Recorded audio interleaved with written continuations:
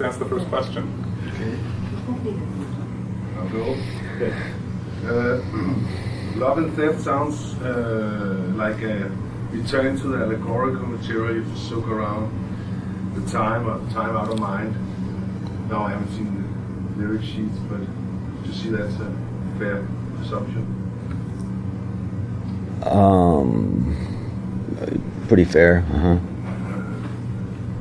Could you explain the title to us, please?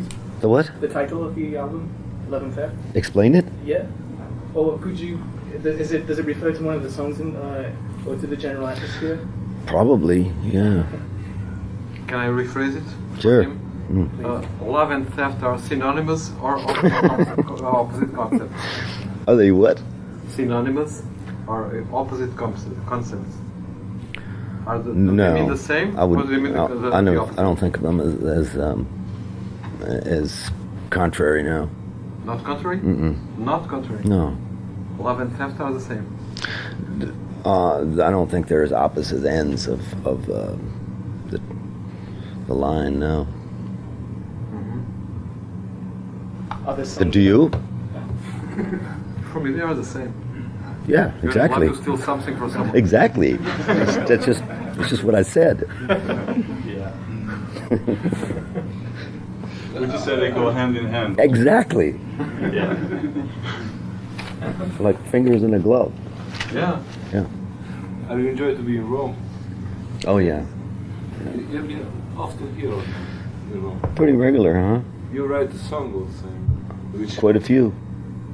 I paid my master's with. Exactly.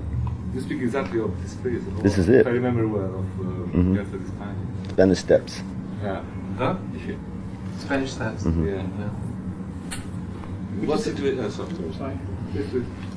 Go on. Would you say this is the first record of yours that people can dance to? I mean, this is we've listened to it now all morning, and You've been dancing all morning? everyone was like, shilling to it. Yeah, oh. Generally listen to your records. This is something that I know. barroom Well, feel. I'm sorry about that. No, it's a compliment. It is? Oh, okay. Was it one of the intentions to make it swing and? Make a happy album. No. I can't say that, no. But you seem to have returned to the music of your youth, the 40s and the 50s, the Western swing, the rockabilly, and these things, and those are forms that Bob Dylan has not utilized before. Was this a conscious attempt on your behalf? No. Most of the songs have, some traditional roots to them. If not all of them.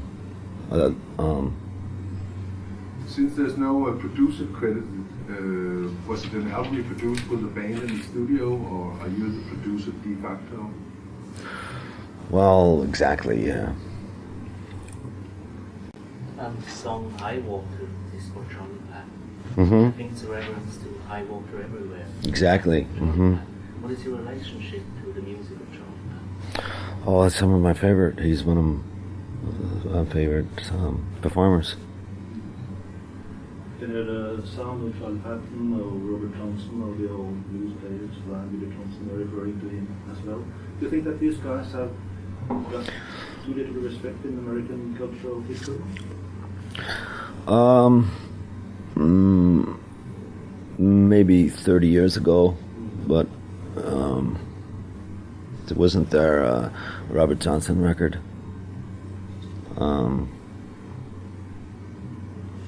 Came out a few years ago that displayed his music to quite a few people who maybe weren't aware of it.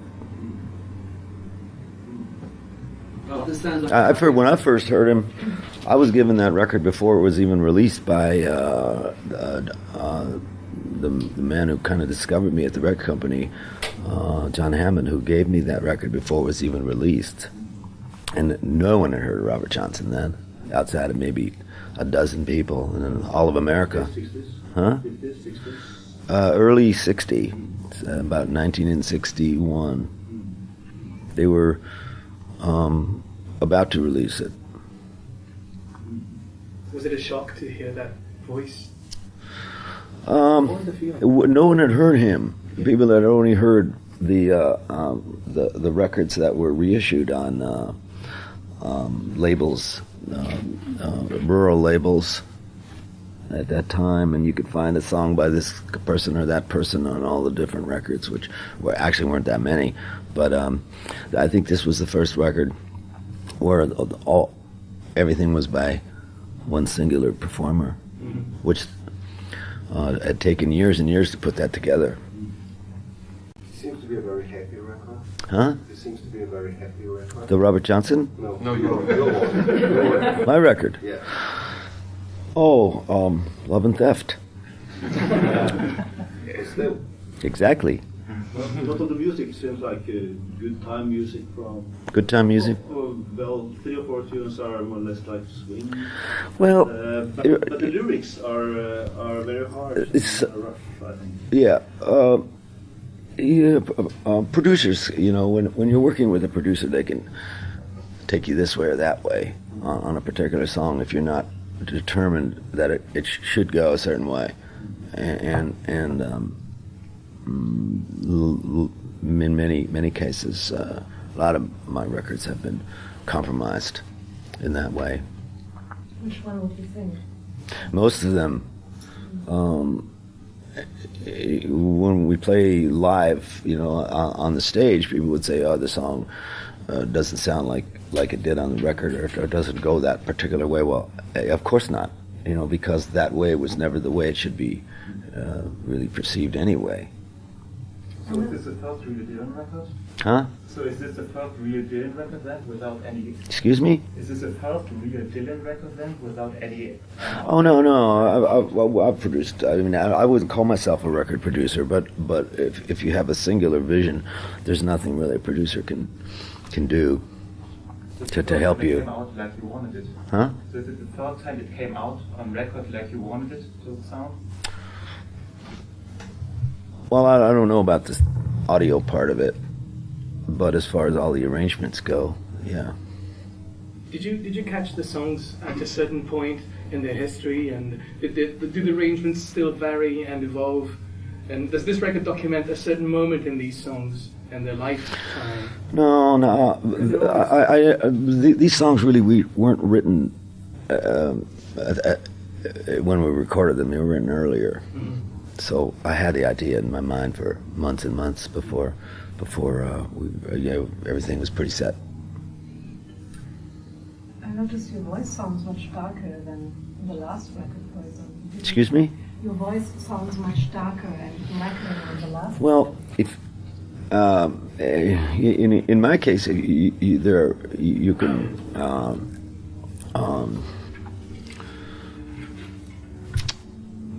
I've never been recorded that properly. For excuse me? What was wrong?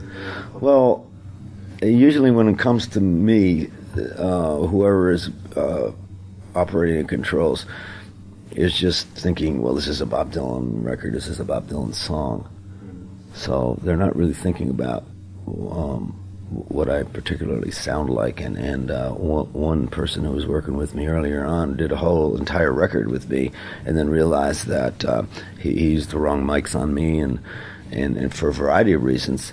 A great one would be that my vocal range would fall into the exact line of another instrument that would be playing on every song, and so there's a presence tug of war there. But do you think it's hard to record your voice? I don't think so. I really don't. And on this particular record, we had a young guy who understood how to do it. I don't think anybody really has understood how to record me, which is no fault of theirs, really. But on the last, what was the last record we put out? I think my vocal track was Tricked Up, with effects and that put on after, and to make it sound like I actually did sound. So would you say that? Well, they take highs and they take lows off, and my particular vocal range just goes. It subverts the system, and it always has actually. The producers, I don't know why. People that are working for you are also kind of prisoners of the Bob Dylan myth. Exactly. Right. Yeah, I find that to be an unbearable problem when sometimes people you can feel they're uncomfortable. Do you think there's a very set standard of recording preconceptions about what voices should sound like? Sure. Mm-hmm. Your voice and Leonard Cohen's voice and Lou Reed's voice are not the way voices should be. Well, I don't know about Lou's and Leonard's, but I think Leonard's would be a little bit more understandable to somebody because of where his vocal range is, like, so down, so that you can only do so much with it anyway. Lou sort of talks and sings at the same time, and I don't really think that would present a problem for anybody who's recording. But it's not what you consider normally a good singer, a crooner, or something like that. The three of you. Well, I really don't know, but I've said it before that the best way to record me or even deal with what I do is a more antiquated system. I would better served by that system where rather than stereo mono, whether it's analog or stereophonic or whatever. I'm served the simpler way better. You certainly seem to stretch yourself, and it sounds like Poor Boy. We sort of go, as high notes, and it's kind of unexpected of you to, on that chorus when you go really high, sort of jazz inflection. Do you know what I'm talking about? I do know what you're talking about, but that song sort of plays itself. I mean, I have to sing that way, that on that particular song, because that's a song that can exist without any lyric. It exists just on chord structures, and with no instrumentation except maybe a minimalistic guitar playing it, and the lyrics are just trying to stay in the path and not not to lay too much emotional rhetoric here or there. But as far as how to sing that, you have to sing it that way. I mean, it's just not going to come off, Do you think the success of the Time Out of Mind album in a sort of way, in a way, reflected the way you did this album? I haven't listened to that Time Out of Mind album for a long time. I very rarely listen to the records that I make. Yeah, but I mean, more like you said around that time that you gotten used to being slagged off for your records and constantly misrepresented, and then you. I don't know what I said at that time, but you can really don't pay any attention to what I mean, why would you? That's something you wrote 5 years ago. I mean, should we pay attention to that? I mean, to have a success like that, does it change your sense of confidence in what you do, or do you just keep on doing what you would have done anyway? I would just do it, yeah. I mean, I'm fortunate that I have an audience. I don't know if I'd do it if I didn't have an audience. The audience is growing. It seems like. Does it wonder you that after all these years, there's still young people going to get the again? People of my age equation, or they either die or they fade away, or they get. They don't stay with you. Well, some do, but not very many, because they, at a certain time in a person's life, they start to have families and have different priorities rather than light entertainment, which is basically. I don't consider myself in light entertainment, but I'm dealing in the light entertainment arena. But you are not light entertainment? I don't think so. No. Listen to the record. The impression this is very fresh sound. I mean that listen to the record that was imagined to the public, like you were playing in front of the public. That's what the intention. Yeah, this is not a record for me. I mean, if I wanted to make a record for me, I'd record Charlie Patton songs. You know, is this sort of your version of the two blues albums that you published in the beginning of the 90s? Excuse me? Is this your the Dylan version of the blues albums that you published in the beginning of the 90s? No, I just use blues formats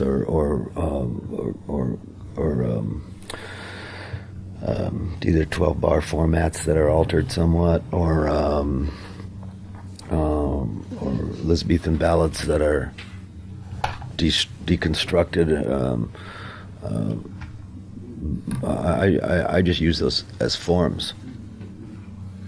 It seems like this is the record it's a record that has influences from all the American roots music, Western swing, jazz, blues. But the smallest part of influence from roots music is folk music. It seems to me like it's after doing Well Gone Wrong and Good As I've Been to You, which are the deepest folk records you've done since 63. Well, what you call folk music is really fundamentally there at the on the ground level, really. Yeah, I'm talking more about the arrangements, I suppose. The arrangements are they're as tight as can be, and that's that was all done intentionally. There really isn't any superfluous playing on it. Oh yeah. And actually, I wanted to accomplish that. Who else is on this record apart from your live band? Excuse me? Who else are on this record? I'd have to look at the labels to tell you. I mean, my memory is just, my memory is just so, For instance, who plays gets a little froggy. Right. You're still saying about the American rural hillbilly high water is a Dick Vision from sort of the hills of or the swamps of Mississippi, or is it possible to recreate that fear that was in that old blues? I don't think so. I don't think so. I think whatever time you're born and raised in, and has a tremendous influence on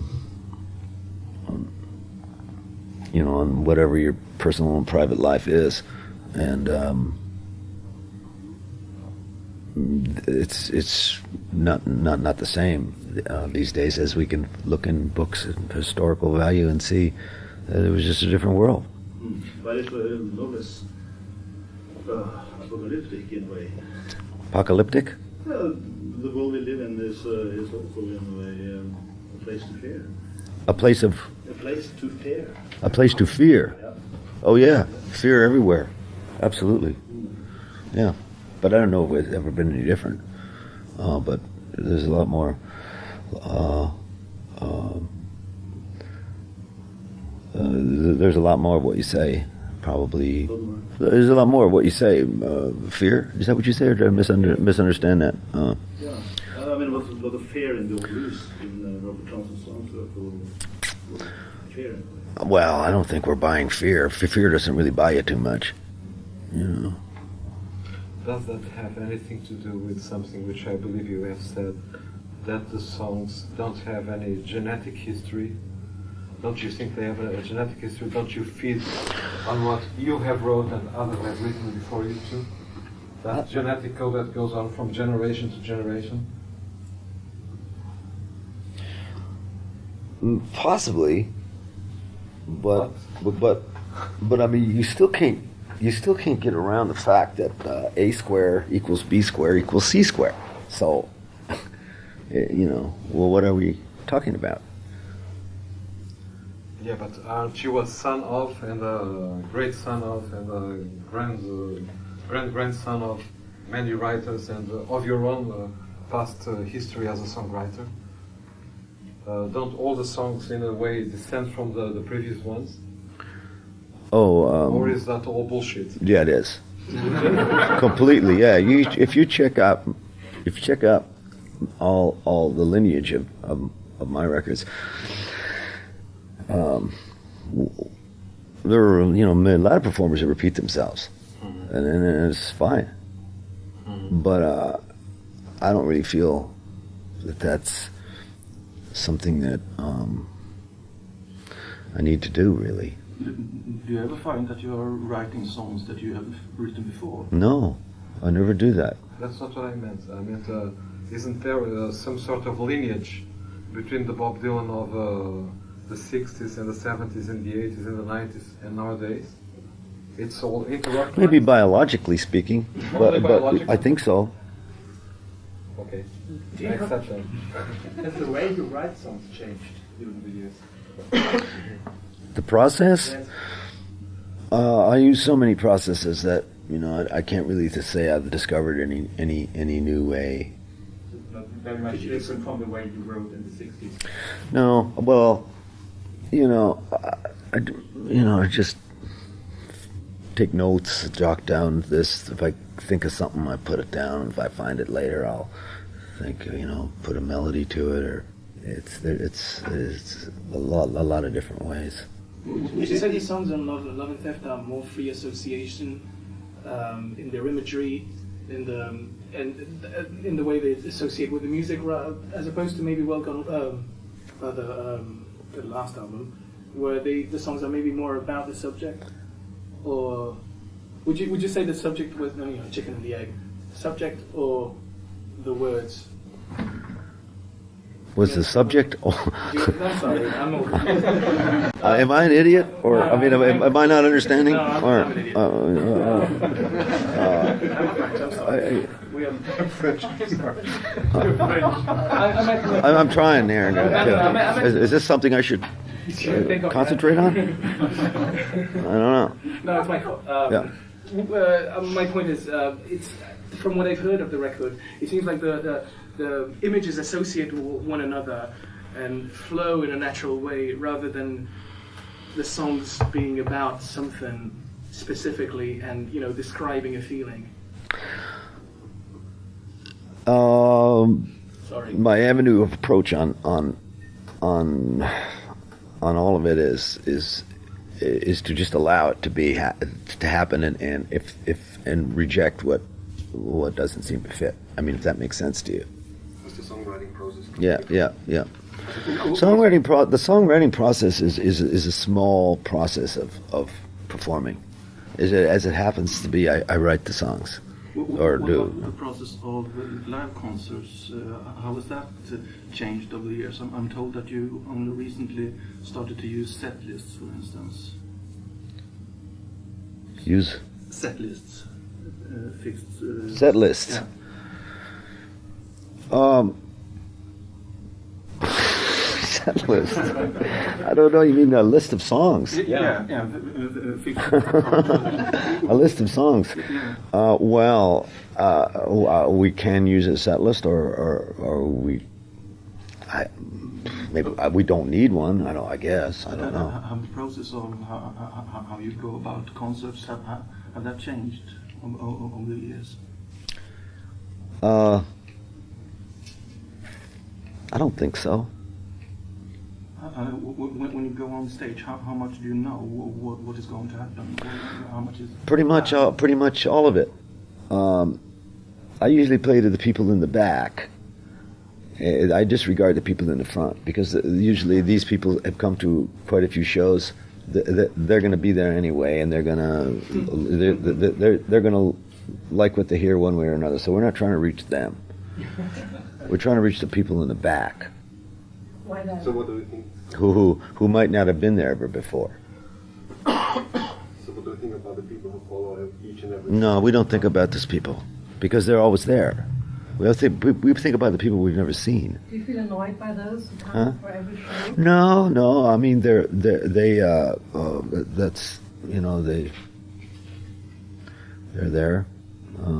just there. Yeah. You play a lot of live gigs.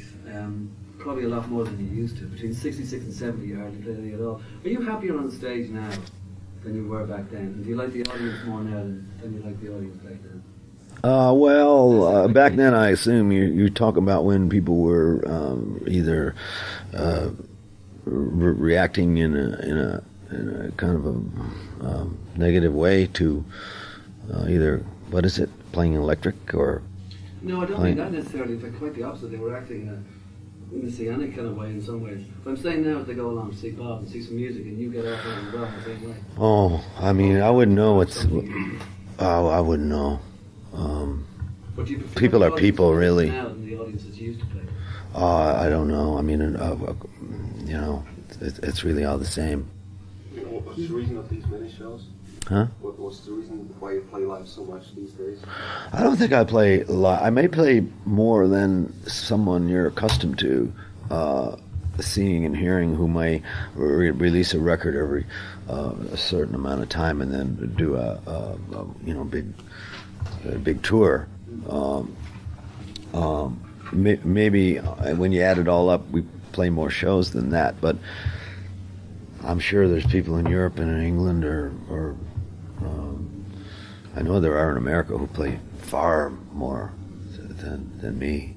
You wrote these liner notes in World Gone Wrong about the don't be fooled by this never-ending tour business. Oh, sure. Yeah, well, that's I don't know. It seems to like I think titles belittle whatever it is a person is trying to do, and that kind of like irritated me hearing what I do referred to as that, as if it's I mean, of course everything's going to end,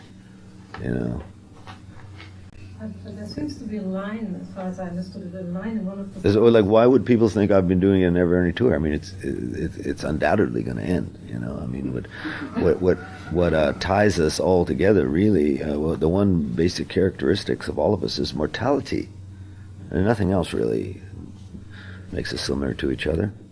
Do you reflect upon mortality a lot? I wouldn't say a lot, but maybe when people close to you get put in the ground, you kind of... What about your own mortality? Well, I mean, I can see myself in others, so that's the way I would think about it. I mean, I wouldn't think about it any more than you would think about yours. I mean, as soon as a person enters the world, they're old enough to leave it. No, what I mean is the fact that the people you like and are friends of yours are going to die hurts you, and your own mortality hurts the others. Exactly. I don't mean to pry, but there's two songs in which the narrator refers to. There's Lonesome Day Blues, which when the character says, "I wish my mother was still alive," and there's Poor Boy, when the character goes, "When my mother died." Was that inspired by your personal? Probably. Well, I wouldn't know. I wouldn't say. Yeah, I mean, I don't see how it couldn't be. Right. You didn't block it, or you didn't consciously put it in to sort of. Some of these lyrics are written like within a stream of consciousness kind of thing. I mean, it's like I don't sit there and dwell on or meditate on each line. Do you fear analysis from other people? Is that something that you sort of dread? No. I mean, I don't know. I mean, I'm not really, I don't know what anybody can find in any of my stuff. I mean, I don't know, analysis, a Freudian analysis, you mean? Poetic. Or German idealism, or maybe a Freudian Marxist? I don't know. What do you, what? Portuguese interpretation. Exactly. Portuguese implication. I like that. When you say invited by the future for me is already a thing of the past. I say that for everyone. I'm a spokesman for a generation. I say that for everyone, for us all. All of it, everyone. Do you feel comfortable in that role? Huh? A spokesmodel, which you have been in the 60s and which you still are. The people look up to you and they want to know what you think about general topics and stuff like this. Every so often. when you're on stage and play really old songs like Song to Woody and Yeah. also Born, what kind, is that more an abstract relationship to your own songs, like written by someone? Well, I'm glad I wrote that. I'm glad I wrote it, and I'm glad I have that song to sing, because he's still, a phenomenal performer. There is some kind of footage of him, movie footage of him singing, and it stands up there with, Charlie Parker, Hank Williams, or anybody of that But I mean, high altitude. generally to your older songs, that it's so far away, that's more a playground to... No, that's why my songs are all singable. They're current. I mean, something doesn't have to be just a drop out of the sky yesterday to be current. This is the Iron Age. We're living in the Iron Age, but what was the last age? The age of bronze or something? Like we're still we can still feel that age. I mean, if you walk around in this city, people today can't build what you see out there. But at least when you walk around in a town like this, you know that people were here before you, and they were probably on a much higher, grander level than any of us are. I mean, it would just have to be. We couldn't conceive of building these kind of things. America doesn't really have stuff like this, Do you read history books? Huh? Do you read books about history? Are you interested in that? Not any more than not any more than just would be natural to do. I was thinking about asking you a question about precisely Rome, because in an old song of yours, you had a line in which you said, "Inside the museums, history goes up on trial." How does it feel to be here? Inside museums. Is it history? History. History goes I'll sing that song. It doesn't sound right. Inside the museums. Inside the museums, history goes up on trial. No. No? So correct me. I'm trying to. It's your song. Inside the museums. History goes up on trial.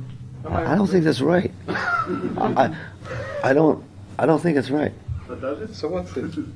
I'm trying to think. Inside the museum. Yeah, no, I know where it's from. Inside the museums. No? No, it's not. Is it? I think so. Inside the museum. I'm not the right of the song. Where's the salvation line? I don't know. Salvation is... You're the writer. I know. No, but what I meant is, even if that's not the right quotation... Doesn't sound right. How does it... Doesn't sound right when you say it. Inside the museum. Is it right? It could be. But I'm not willing to say you are. Not quite yet. What I meant is... Salvation goes up on trial, isn't it? I think so. Salvation. Salvation goes up on trial. Salvation. Maybe it's right. No. No? No, not museums. I'll tell you what, why don't we take a break for a few minutes, everyone can debate. And let me go look in the book. And we'll come back in about 10 minutes. Okay. All right, gentlemen. It sounds right, Salvation goes up on trial.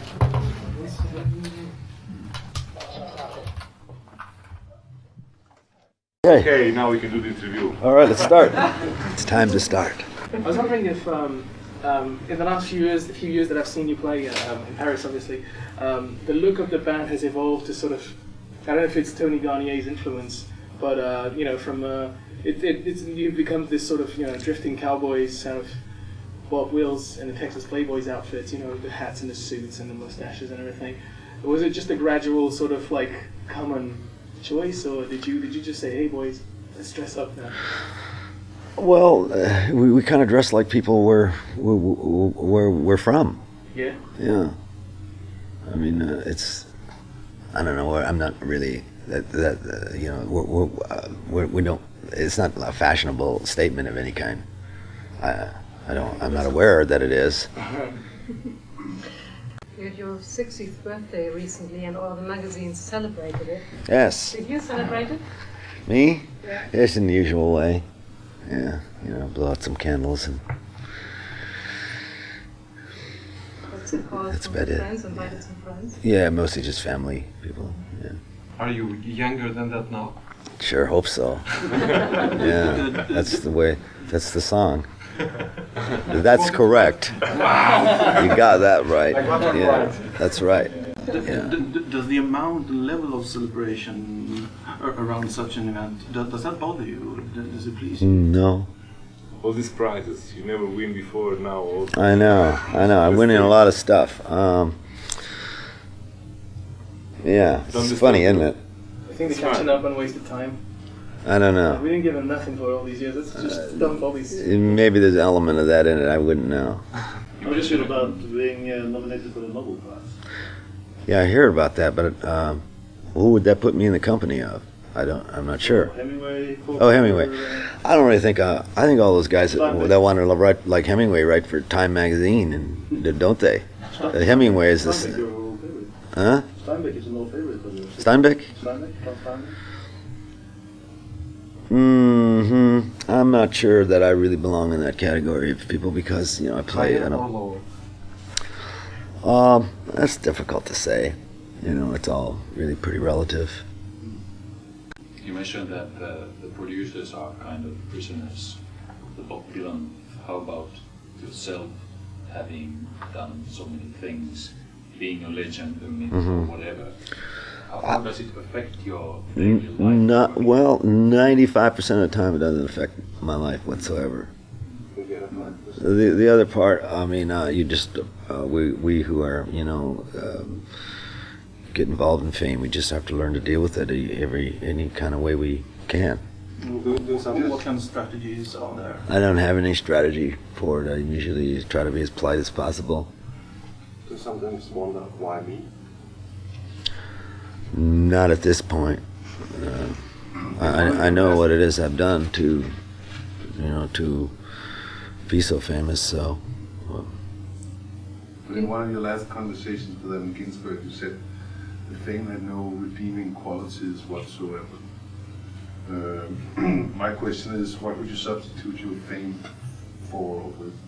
Huh? What would you substitute fame with? I mean, if you weren't that famous, you couldn't do the never-ending tour and do the albums you wanted to, the way you wanted to, so forth. I mean, fame must have some advantages. It probably has quite a few.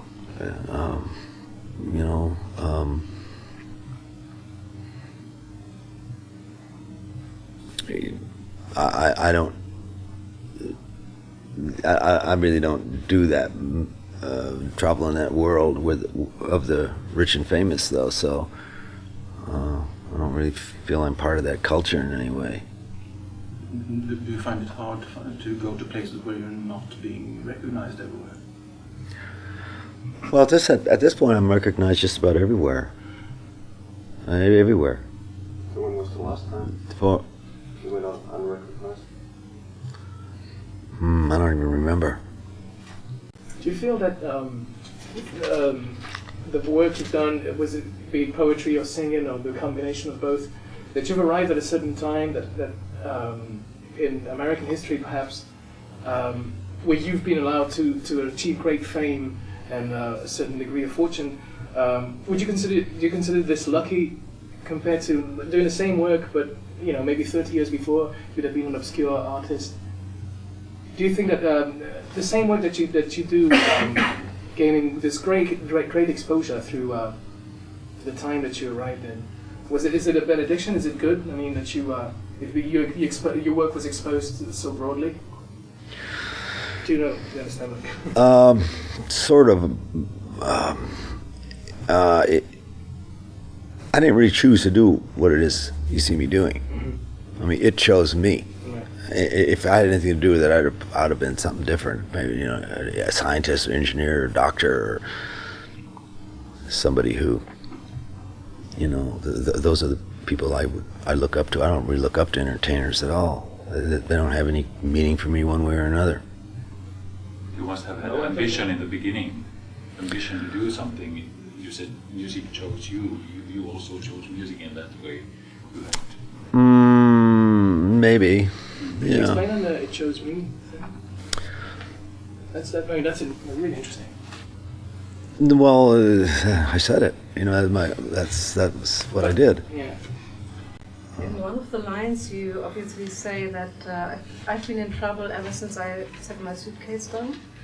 Is that the theme for you still? That's the only line that you remember? That's it? I was wondering. That's I was it? wondering whether that's the theme. Well, what do you want to know? What was in the suitcase? Interesting, yeah? Huh? Yeah. I don't know. Or where I set it down. I don't know. Why did you? Yeah. Excuse me. Do you feel good the present time, or you miss something from the past? Miss? Miss. Oh.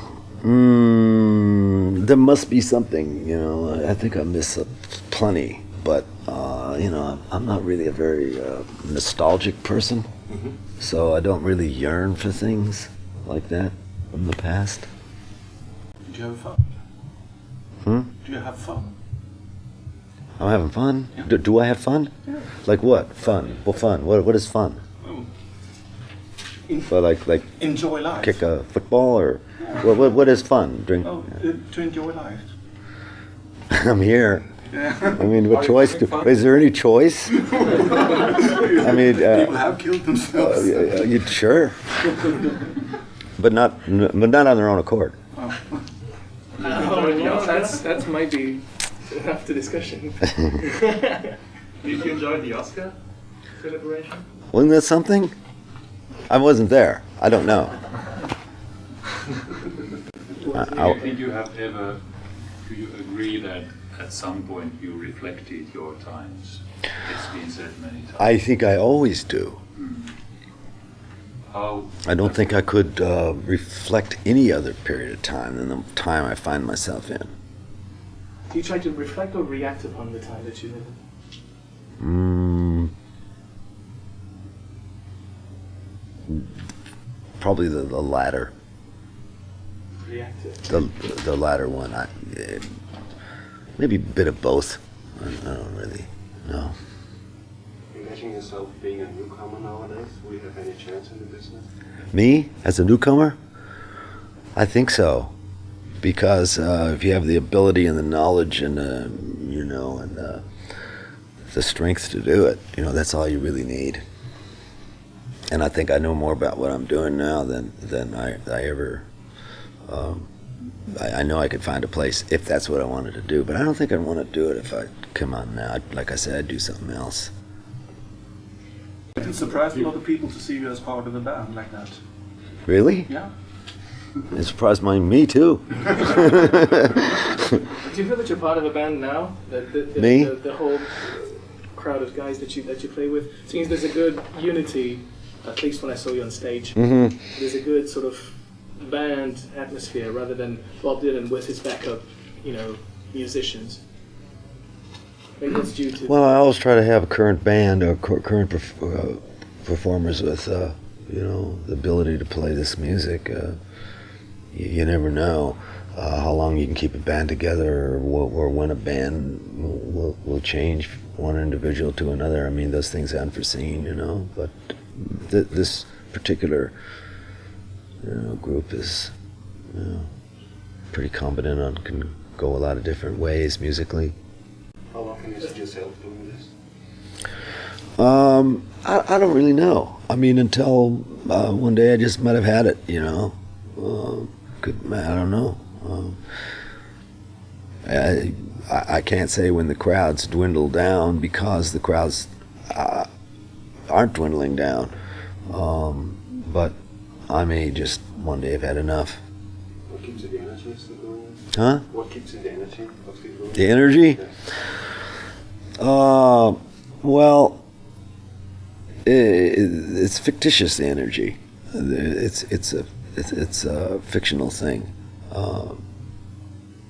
It's once you set up certain, like anybody who knows how to do anything or who learns how to do it over a period of time, there's certain strategies, stratagems, codes, techniques that all go that play in a certain way. So once you can set these things up, and you know how to do them, then the energy and emotion, whatever it seems like is happening, it's just a combination that happens in a kind of in a combustible way. But as far as energy goes, it doesn't take energy. The type of energy you're talking about, it's not that kind of energy is being used. Do you feel like you're still getting better?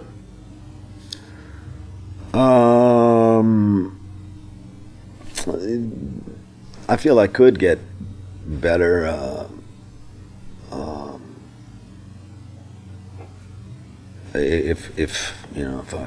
If I really put my mind to it. And I would think, for instance, your singing on the new record might be the best I've heard from you. Well, it may be, but I don't think I'm singing any better on it than I have in the past. I mean, I may be perceived or recorded, in a better way. Bob, there's well-documented changes in your life, perceived or otherwise, if it's real or not. One of them, end of part one for a lot of people, was sort of after a lot of time on stage and after bringing it all back home, Highway 61 and Blonde, you had a motorbike accident. Whether it was as exaggerated or as real as you might make it out to be, did that allow you to change and be different or be yourself and not be on the treadmill? Or did it make you not be on the treadmill? And what was the question? The question basically is when John Wesley Harding came out, say, a few years later, people said this is a different Dylan. It was a time of love and peace, etc. It was completely different than anything else. Did that allow you, the motorbike accident, to sort of change, or did it change you? Did it change you? Like around the same time George Harrison was flying back from Candlestick Park, he said, I'm never playing with the Beatles again, this is just madness, can't hear anything on stage, don't know what the Beatles are doing, and they never did play again. You kind of got off the treadmill. Was that a conscious decision? And you kind of used the motorbike accident, which maybe wasn't as bad as... Well,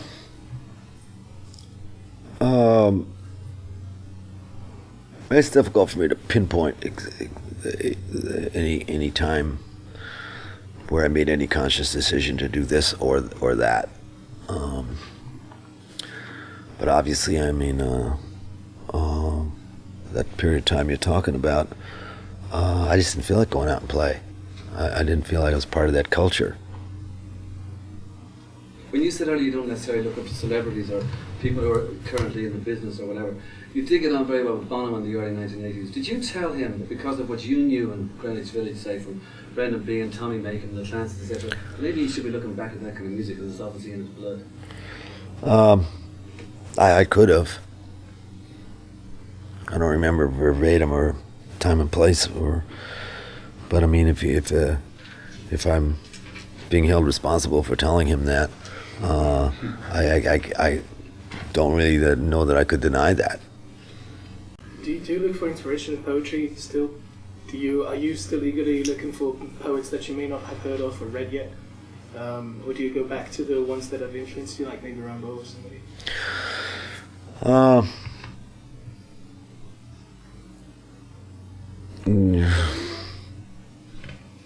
You know, I don't really study poetry or I didn't mean that. Yeah. You still move But Are you searching in the literary world?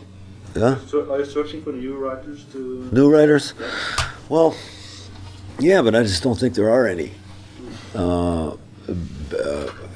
Because we live in a different time. The media is all pervasive. What can a writer think of to write that you don't see every day, in a newspaper or on television or huh? There are emotions that need to be expressed. Yeah, but the media is moving people's emotions anyway. It's when these guys you're talking about, when Rimbaud was writing, or William Blake, or Shelley or Byron, or any of those people, there probably wasn't any media, just bulletins, and you could feel free, to put down anything, that came into your mind. But don't you feel free when you are writing? Huh? Don't you feel free when you are writing? You're writing in this time? Well, like I say, I don't particularly sit down and write. It's my lines go into songs, and they have a certain structure, and they have to conform to a certain idiom, and they're not free form, and there's no point to trying to throw in some ideological.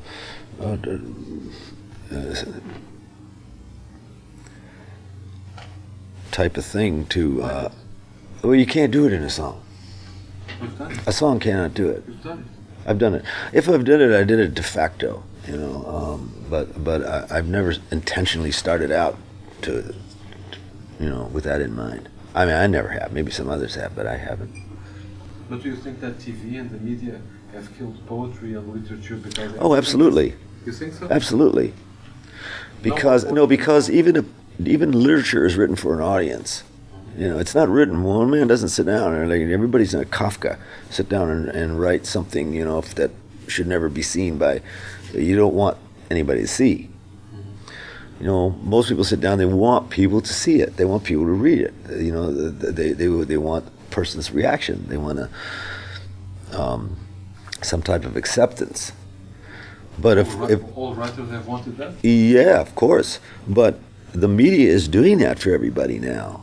They're and movies and TV and I mean, you can't see any more horrific things than you see on the media, especially in the news. I'm just talking about the news department, which is showing people absolutely everything they've ever even dreamed about. You know, even thoughts that they might think and suppress for, you know, forever. They'll see it in the media, so you can't suppress those things anymore. And what's a writer to do? If every idea is exposed in the media before he can get to it or let it evolve, what's a writer going to write about? In the liner notes to Well Gone Wrong, you were talking about I'll show you the real alternative lifestyle, the agrarian one. Do you think that's one of the solutions, perhaps? Or well, I think so, but it's quite difficult with you know, corporate entities paying, you know, farmers not to grow things. It becomes a problem. Is that one of the issues that still move you? Is that one of the issues that still move you enough to? Well, yeah, I'm partial to the land, so you know, I kind of, you know, But in the same liner notes he's referring to in the World Gone Wrong, you talk about the new dark ages as being the contemporary world. Well, the Stone Age. May put it that way. Yeah, we've got we talk about these ages before the Golden Age, which was, you know, I guess the age of Homer, and then we got the Silver Age. Then you got the Bronze Age. I think you have a heroic age someplace in there, and then you got what we're living in, what people call the Iron Age, but it could really be the Stone Age. We could be living in the Stone Ages. Maybe in the Silicon Age. Exactly. Did you check out the internet? Silicon Valley, huh? Do you go on the internet? Do I go on the internet? Yes. I'm afraid to go on the internet. I'm afraid some pervert's gonna lure me somewhere. You know? As if you needed interplace. Yeah. Do you but don't you think that the emotions and the fears and basically love and religion and, you know, the basic emotional feelings that humans have are the same since the Romans or since the Egyptians? Pretty much people look for the same thing. People look for a connection to another human being, connection to a higher being. Probably, but everybody knew their role and their place. The class system was different in a Roman age. Plus, you know, you could... Was that good? I don't know, I wasn't there.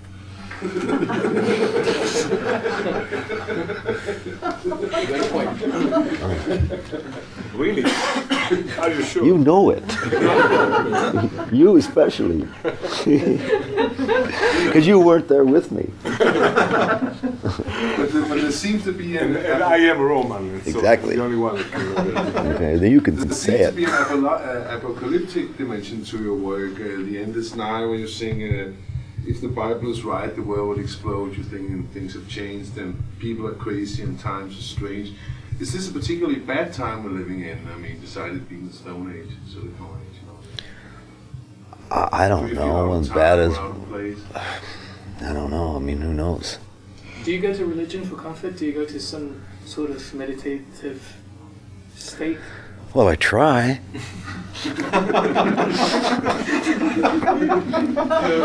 I mean, who would I be if I didn't try? You read the Bible? Of course. I mean, who doesn't? Yeah. He write the Bible. Not Yeah. Do you read Shakespeare? Hmm. Do you read Shakespeare? I do. Yeah. Yeah. Who's in better? In one of your records, you are referring a lot to old lines from old movies, Empire Burlesque. Did you read those writers? Hammett, Chandler, for instance? Did I read them? Yeah. I don't remember. Just on old movies. I know what you mean, but I think I just saw the movies. About music, do you listen to a lot of music nowadays? Mm-hmm. Some, yeah. Not any more than I ever did. Do you listen to any new music, or is it all? I don't know, like who's new? You've been I singing mean, a lot of Stanley Brothers covers on your shows. When I saw you in Horsens Theatre last year, you played Hallelujah, I'm Ready to Go. Me? Yeah, you said me. played- Oh yeah. Oh yeah, but those aren't new songs. I know, those are old Yeah. songs, but what is so special about the Stanley Brothers? Well, it's like the old thing. If somebody has to tell you, then you'd never know. Yeah. Stage, sometimes when you're standing with the guitar on stage, it reminds me of some of the old Elvis Presley poses from 1955, 56. Can you relate to that? No, I Some pictures are, it's very similar to some of the things you do. Well, is that a compliment or? Yeah, it's a compliment. Oh, it is. But you Elvis had a strong influence on you. He did. Growing up, he did. Yeah. When he made a beautiful recording of your song "Tomorrow Is a Long Time." Yeah. Do you remember how you reacted to that?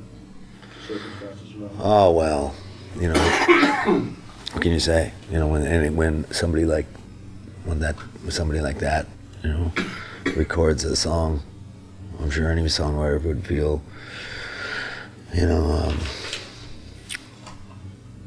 intensely gratified.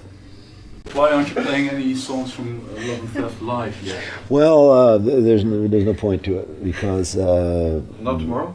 no way. No way? Uh-huh. No, you won't hear any of those There's going to be songs. 12 people in the audience who know the songs. Yeah, exactly. But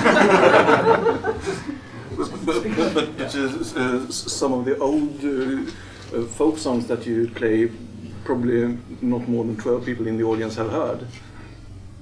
That's true. This is true. Mm-hmm. So what's the difference?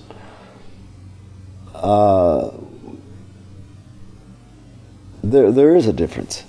I'm not really free to say it right now, but there's a. If you know the songs on this record and you know the songs that nobody's heard before, then you would know. You would know how to tell the difference. There's almost a religious feeling within your hardcore fans about you. How do you feel about that? I don't really feel like I have any hardcore fans. I just don't. There's some people who do. I really just don't. We have a few people who see an abundance amount of shows, but we don't think of them as hardcore fans. But the religious, Huh? the religious feeling. Well, what religion are they? I mean, if they are, what sacrifices do they make, and to who? Do they sacrifice these hardcore religious fans? Do they have? Do they? If they do, then we have hardcore religious fans. And I would like to know where and when they do make their sacrifices, because I want to be there. Somebody once told me that your collected work is like the Bible because everything is in there somewhere. Well, that's that without, goes without saying.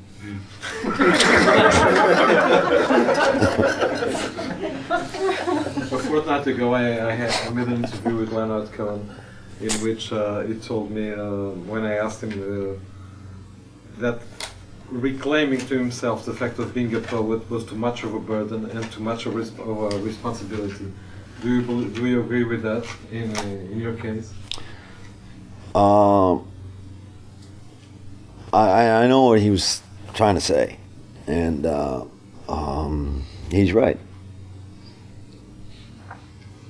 You signed that. Yeah. There are quite a few books published about you. Do you read? Do I read? Biographies? Do I read the biographies of myself? I hadn't read any really since that Bob Shelton book, which came out. I knew him. I don't know these other people. Did you like it? Did you like it? It was. It's difficult reading about oneself because in your own mind things really didn't go. They don't appear that way. They didn't happen that way. The way it seems. It seems very. It seems like we're reading about other people, fictitious. And if it's going to be fictitious, well, then where is all the good stuff? Like the stuff. Have you had any temptation to write about, Me? about your... Yeah, I have, and I will. Are you in the process of doing that? Mm-hmm. They just translated Tarantula in French, which is a scary concept. Mm-hmm. Was the fact does the ambition of being a poet that writes, as opposed to song and dance man? Did you get it out of the way with Tarantula, or was that something that you sort of said, okay, I've done that? Oh, I think that's a particular instant, and that things were running wild at that point, and it never was, my intention to write a book, But I think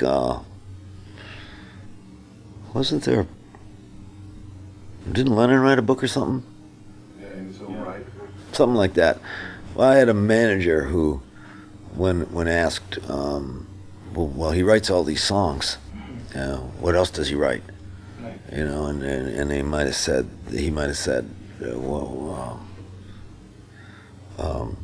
well, what do you got? And they said, well, does he write books? And he might have said, of course he does. And they said, well, we would like to publish one. Well, I think it was one of those kind of things where he arranged the whole thing and then it was up to me to write the book, and it was never anything that I consciously set out to do. But he did that. On different occasions. He had me on a television show of being an actor, whereas I didn't know anything about it until the day I appeared. I thought I was going to sing, and these things would happen back in the early part of the last century. But the fact the poet... It's a long time ago, isn't it? Ages ago. But you were willing to comply with that? Oh yeah, absolutely. TV sitcom. Huh? You just did this TV sitcom in America, Dharma and Greg, I think. Dharma and Greg? Yeah. Yeah. You did that. I did. Why? Oh, I don't know. I wasn't doing anything, and I know the guy who was writing it. Was it fun?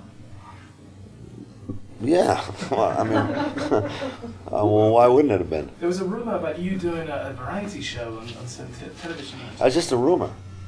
Because that seemed like the craziest thing. I know.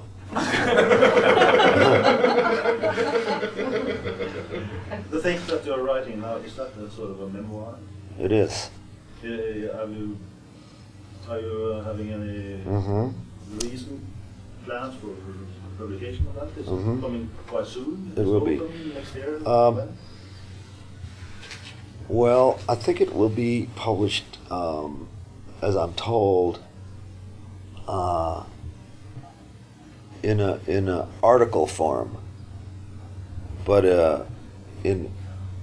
as a book, but articles, because they're ongoing, and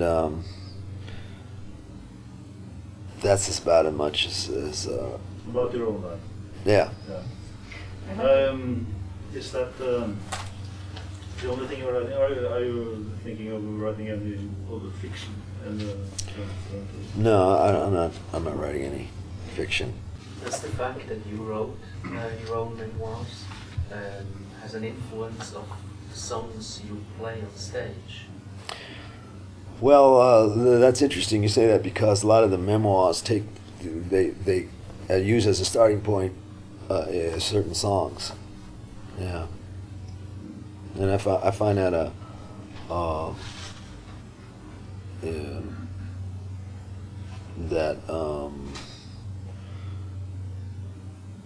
that's a good way to get into unlock a lot of memories and things. Yeah. Are you writing on the road?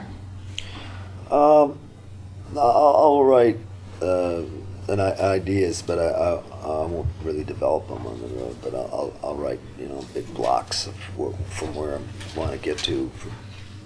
But you have not read any of the biographies after Robert Shelton? Well, I don't know. I mean, were there? Have there been any? Oh yes. There's been like 7 here. Yeah. This year on the where is it? Robert Shelton. I'll have to see. I mean, I'm not aware there were any. Oh. Do you feel that the time? Why do you feel that the time was right? The time is right now for you to reflect upon your past, or was it? Were you like preparing that for years? Oh, I think in this kind of stuff that I'm writing, I think it was just finding the right way to get into it, rather than make it some kind of self-serving story of my particular past. It doesn't come off that way.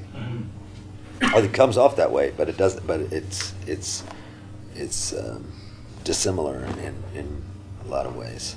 I can do it because I'm a famous person, so I use that fame because a lot of things I talk about or I write about, other people know about anyway. So with a person like myself, the process of doing it this way works. Do you find it exhilarating, this writing, as opposed to the more deconstructed way of writing songs that you were describing? Is this something, a new exercise that sort of... No, I don't really think about it one way or another. I mean, I'm not making a real attempt to do this. I just do it like almost in spare time, Is there any phase in your life that you see as a very difficult phase, especially difficult? Any phase in my life that I see as difficult? Like I'm sure there's been many, but huh? The most difficult. The most difficult. Oh man.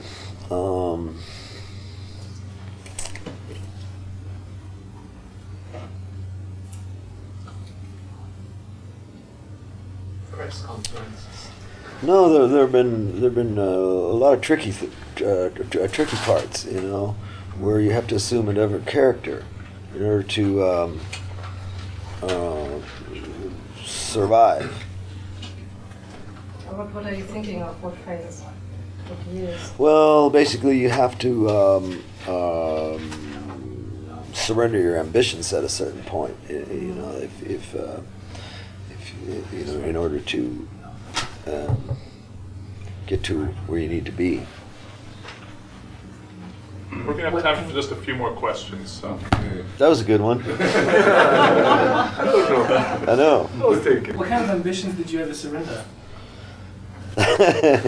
Well, that's what you're gonna have to find out.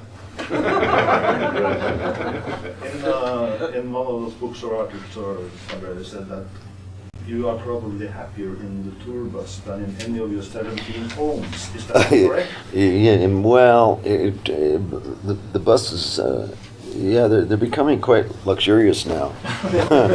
But I'm pretty happy. I mean, as far as happy goes, as far as feeling at home goes, I can't say I don't feel at home most anywhere. You feel at home almost? Probably, yeah. I mean, I feel at home, and I feel, when I'm not there, it's not like I'm longing for anything that's not presently where I'm at. What's it like being Bob Dylan nowadays? Is it easier than it was before? I'm not the one to ask. That's a philosophical question for philosophical matters. Have you tried being someone else? You ever tried being someone else? I'm sure, but we all try to be someone else when we're starting from point zero. Bob, you mentioned earlier on that some of the stuff from the past you don't really want to listen to that much. You don't go back and listen to your old albums yet. This autobiographical stuff you're writing, be it journals or whatever, you say the entry is the songs. So in which case you've been forced to go back. It's like somebody getting the greatest hits together and collaborating with a company. Yeah. So in that way, have you looked back at some of the Jesus that was good? Mm-hmm. Well, I'm only looking at it from an angle that maybe it's never occurred to me before to look at it. A lot of the things that happen to us, we just seem to go through without ever wondering if there's a purpose to go from this to that, or why did this happen? Could this have happened if that didn't happen?